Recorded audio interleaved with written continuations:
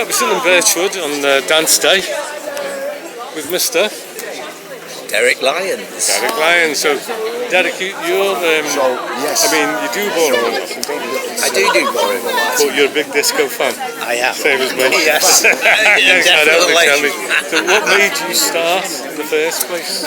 Basically, what happened was I started doing ballroom and Latin. Right. And that was with Granada, based in Stockport it was. Right. And it was Irene and Jimmy Pierce. I remember those names. You remember them? Yeah. She was frightening. She was really frightening.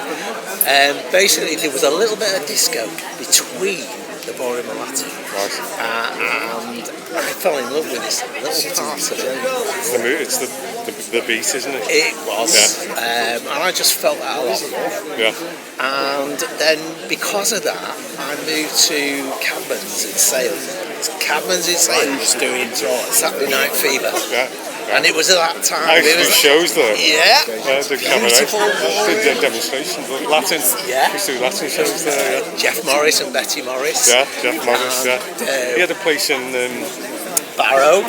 Barrow in and did a show up there as well. Yeah, we used to Did get the you old see bank. his little house? Yeah, we stayed there. Beautiful. Yeah. And basically, they had a disco class. Yeah. And so I joined this, and there was 2 lads and about 35 girls in this class. It was a good move, and to cut a long story short, I ended up teaching that for quite a number of years, while the fever years were going on. And from there, I met my wife, and she did ballroom and Latin. She was teaching the kids at the time. And then, to cut a long story short, again, we got married, and then there was a bit of a break. And we started quite a few years later back with the Stockport Dance Centre doing ballroom and Latin. With Paul. Yeah. But effectively, I've developed my main areas of dance since then, which is basically a freestyle disco dancer. Yeah. And I do a lot of I do stage work, and I do PR for Disco for Grown-Ups and other companies that do those types of disco. Stuff, isn't it? Yeah.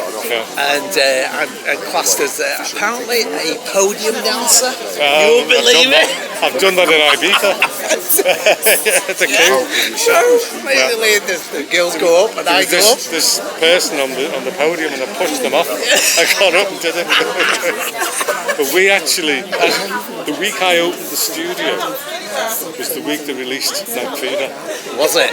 Yeah, and we put an advert in the paper, and there was 200 people in the queue right down the street. The schools exploded. It did, absolutely exploded. Yeah. I think we should bring back the old-fashioned disco myself.